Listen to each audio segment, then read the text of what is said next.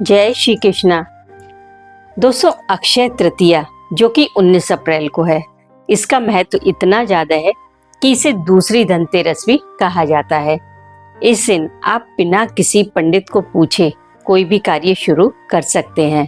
इस दिन किया गया कोई भी दान पुण्य बढ़ेगा ही बढ़ेगा। इस दिन आप कोई कार्य शुरू करेंगे वो बढ़ेगा ही बढ़ेगा। मतलब इस दिन आप जो भी काम शुरू करते हैं उसका कभी क्षय नहीं होगा, मतलब वो कभी खत्म नहीं होगा। लेकिन शुभ कार्य का मतलब ये बिल्कुल मत समझिए कि इस दिन आपको कोई बिजनेस शुरू करना है, कोई दान पुण्य करना है या फिर गरीबों को भोजन कराना है। शुभ कार्य का मतलब है कि अगर आप बहुत दिन से सोच रहे हैं कि मुझे एक्सरसाइज शुरू करनी है, वजन घटाना है, मॉर्निंग वॉक पे जाना है, कोई हॉबी विकसित करनी है, कुछ सीखना है या फिर सिगरेट छोड़नी है या शराब, कुछ भी अच्छा कार्य, इसका मतलब ये बिल्कुल नहीं कि दान पुण्य या बिजनेस ही अच्छा कार्य है। कोई भी अच्छा कार्य आप इस दिन शुरू कर सकते हैं। अगर आप बहुत दिन से सोच रहे हैं कि चिड़ियों को दाना डालेंगे, गली के आवारा कुत्तों को रोटी खिलाएंगे, तो इस दिन यदि आप शुरू करते हैं तो वो रूटीन आपका चलता रहेगा, खत्म नहीं होगा। अब वो कुछ लोगों को लगता है कि खरीदारी करने से ही शुभता आएगी, तो ऐसा बिल्कुल नहीं है। अगर आपका बजट अलाउ करे तभी कुछ खरीदे, अन्यथा नहीं। नहीं तो लक्ष्मी आने के बजाय चली जाएगी। इस दिन यदि आप ये 5 काम करते हैं तो आपके जीवन में शुभता जरूर आएगी। पहला, इस दिन भगवान लक्ष्मी नारायण की यानी कि भगवान विष्णु की और माता लक्ष्मी की पूजा जरूर करनी है। जो कुछ भी आपके पास है उसी से आप ओम नमो भगवते वासुदेवाय या ओम महालक्ष्मी नमः इस मंत्र का जाप कर सकते हैं। और जो लोग थोड़ा ज्यादा करना चाहें वो श्री सूक्त से हवन कर सकते हैं या फिर कनक धारा भी कर सकते हैं। लेकिन जहाँ तक मेरा मानना है, मैंने एक्सपीरियंस किया है, तो मैंने तो यही समझा है कि भगवान भाव देखते हैं। आपके मन की भावना कैसी है वो देखते हैं। अगर आप पूरे दिन जाप करते रहें और मन में बुरे बुरे ख्याल आ रहे हैं तो उस जाप का कोई फायदा नहीं है। तभी तो आप देखते हैं कि तीर्थ यात्रा पर गए लोगों के साथ भी बड़े बड़े हादसे हो जाते हैं और कोई घर में बैठकर सिर्फ नाम जाप करके भी प्रभु की कृपा पा लेता है। तो ये सब भाव का खेल है। आपको परमात्मा की कृपा आपके भाव के अनुसार मिलती है। इस दिन यदि आप सोना चांदी खरीदना चाहें तो खरीद सकते हैं, क्योंकि इनके दाम भविष्य में बढ़ेंगे ही बढ़ेंगे, कोई नुकसान नहीं है। लेकिन अगर आप ना ले सकें तो कोई भी पीतल या तांबे का बर्तन भी ले सकते हैं।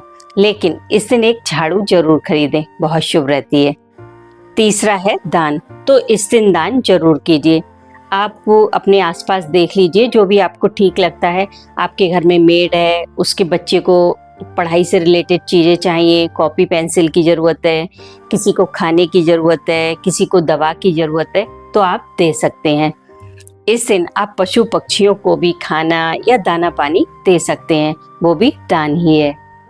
चौथा, अगर आपके घर में तुलसी का पौधा है तो इस दिन शाम के समय उनके नीचे एक दीपक जरूर जलाएं और उनकी आप 11 या 21 परिक्रमा जरूर करें।